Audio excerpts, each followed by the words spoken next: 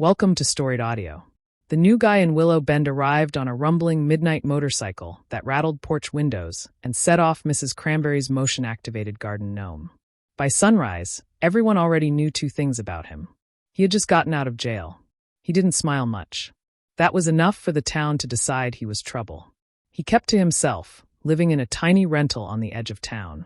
People heard his bike at night, always late, always loud, but rarely saw him during the day.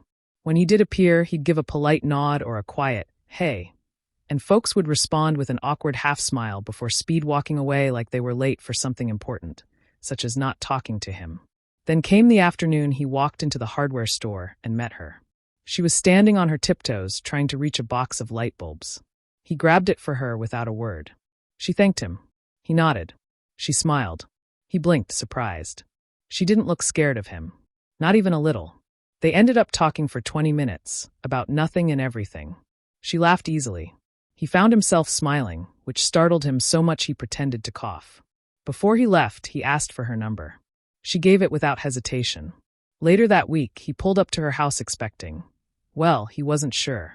But he definitely wasn't expecting her to walk out wearing a leather jacket and sunglasses like she was auditioning for a biker movie. "Ready to ride," she said, grinning. I brought my truck today," he admitted, rubbing the back of his neck. She burst out laughing. "You could have told me." "I like the jacket," he said, and she laughed even harder. Dinner was easy. Their walk afterward was even easier. She asked about his past, not with suspicion, but with genuine curiosity. So he told her the truth. He had been undercover for a year, deep inside a gang. When the takedown happened, he got arrested with everyone else to protect his cover. The town only knew the headline version. Local man jailed with gang members. They didn't know the rest. She listened quietly, then slipped her hand into his. "You did something brave," she said. "People can think what they want. I'll think for myself." He didn't say anything, but his chest felt lighter than it had in months. Word spread slowly. First that he was dating someone, then that she seemed perfectly safe, then that maybe he wasn't the menace everyone assumed. And one sunny Saturday, the town got its biggest shock yet. He rode down Main Street on his motorcycle. And she was on the back, arms wrapped around him, laughing as the wind whipped her hair.